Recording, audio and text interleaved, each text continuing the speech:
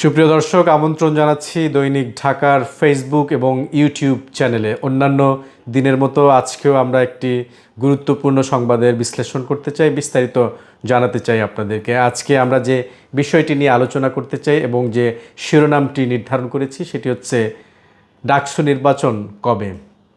দীর্ঘ ২৮ বছর পর ২০১৯ সালের ১১ই মার্চ অনুষ্ঠিত হয়েছিল বহুল প্রতীক্ষিত ঢাকা বিশ্ববিদ্যালয় কেন্দ্রীয় ছাত্র সংসদ বা ডাকসু নির্বাচন।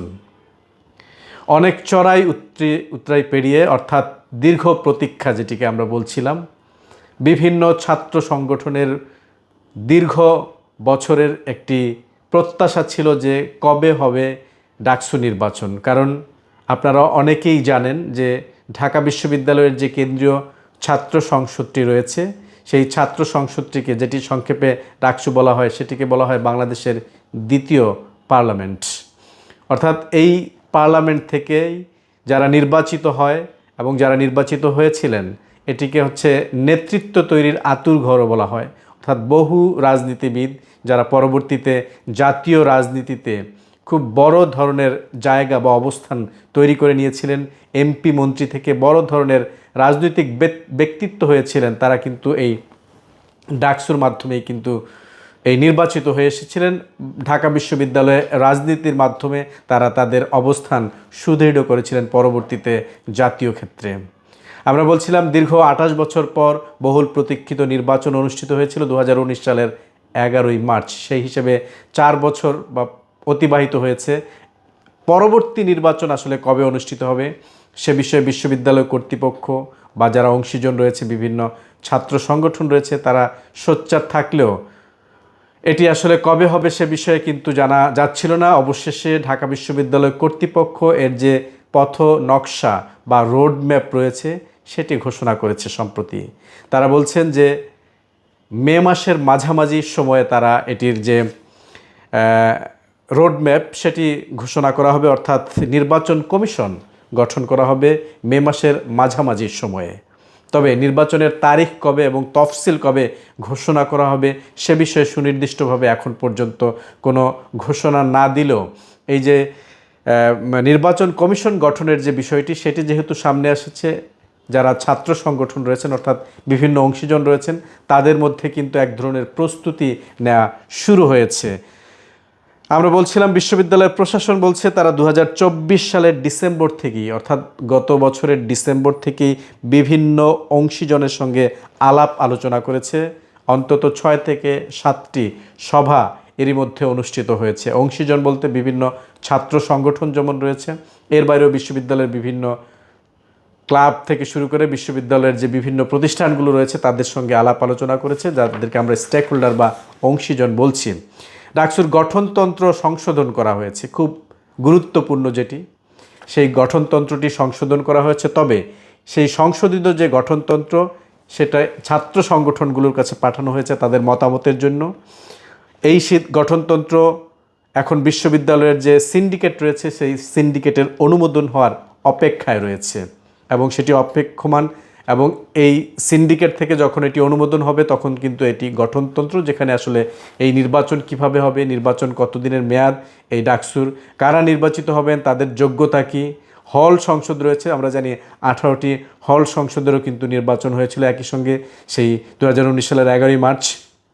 তো এই বিষয়গুলো সবই থাকবে এই গঠনতন্ত্রে।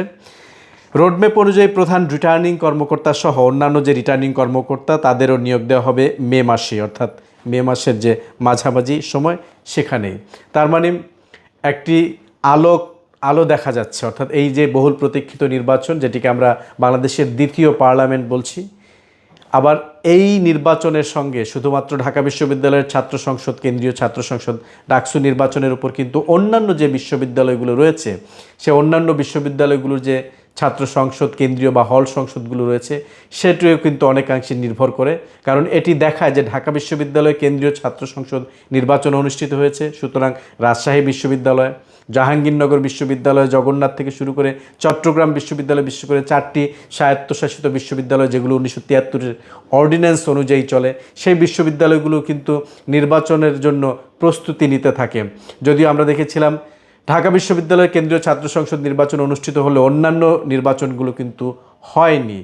এবার যদি এই যে মে মাসের কথা বলা হচ্ছে যে নির্বাচন কমিশন গঠন করা হবে, পরবর্তীতে তফসিল ঘোষণা হবে, নির্বাচনের তারিখ ঘোষণা করা হবে, প্রধান নির্বাচন কমিশনার সহ অন্যান্য যে রিটার্নিং কর্মকর্তা রয়েছে, এই বিষয়গুলো যখন সামনে আসবে তখন নির্বাচনের একটি প্রাণ সঞ্চার হবে বিশ্ববিদ্যালয়ের যে হল সংসদগুলো রয়েছে, ছাত্র সংগঠনগুলো রয়েছে। যদিও আমরা দেখেছি যে এই 5 আগস্টের পরে যে রাজনৈতিক একটি পট পরিবর্তন হয়েছে, তারপরে কিন্তু কোনো ছাত্র সংগঠনকে এই ডাকসু নির্বাচনের জন্য সোচ্চার হতে দেখা গেছে রাজপথে, আবার কেউ বাধা দিয়েছেন যে এখনই নয়, আরও একটু সময় দরকার। তবে সব মিলিয়ে বিশ্ববিদ্যালয় প্রশাসন কি চায়, বিশ্ববিদ্যালয় প্রশাসনের যদি সদিচ্ছা থাকে একটি সুষ্ঠু এবং গ্রহণযোগ্য ঢাকা বিশ্ববিদ্যালয় কেন্দ্রীয় ছাত্র সংসদ উপহার দেওয়া, তাহলেই কিন্তু এটি সম্ভব। কারণ এর মধ্য দিয়ে ঢাকা বিশ্ববিদ্যালয়ের যে সিন্ডিকেট রয়েছে, যে সিনেট রয়েছে, সেখানেও কিন্তু এই ছাত্র প্রতিনিধি থাকে। ফলে বিশ্ববিদ্যালয় কর্তৃপক্ষ চাইলেই তাদের মন মতো কোনো সিদ্ধান্ত নিতে পারে না, যেহেতু শিক্ষার্থীদের বা নির্বাচিত যে হল সংসদ বা ডাকসুর যারা নেতা রয়েছেন, তারা যেহেতু এই কমিটিগুলোতে, এই প্ল্যাটফর্মগুলোতে তাদের একটি অংশীদারিত্ব থাকে, তাদের একটি জবাবদিহিতা তখন তৈরি হয়। এর বাইরেও ঢাকা বিশ্ববিদ্যালয়ের যারা সাধারণ শিক্ষার্থী রয়েছেন, তাদের বিভিন্ন রকমের অভাব অভিযোগ, তাদের যে ন্যায্য হিস্সা, গণতান্ত্রিক অধিকার, বিশ্ববিদ্যালয়ের হলগুলোতে খাবারের মান থেকে শুরু করে ছাত্রাবাসে পরিবেশ, সব কিছুই কিন্তু এই ছাত্র সংসদ যদি অ্যাক্টিভ বা কার্যকর থাকে তাহলেই সম্ভব সেই দাবি দাওয়াগুলো আদায় করা।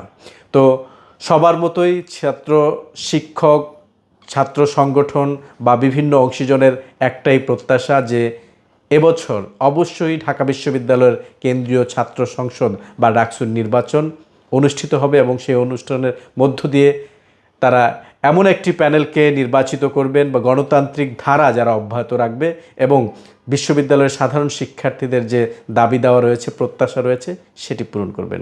সুপ্রিয় দর্শক, এই ছিল আমাদের আজকের সংবাদের বিশ্লেষণ। আগামীকাল আমরা অন্য কোনো সংবাদের বিশ্লেষণ নিয়ে হাজির হব আপনাদের সামনে। ততক্ষণ ভালো থাকুন, সুস্থ থাকুন, সঙ্গেই থাকুন দৈনিক ঢাকার ফেসবুক এবং ইউটিউব চ্যানেলে।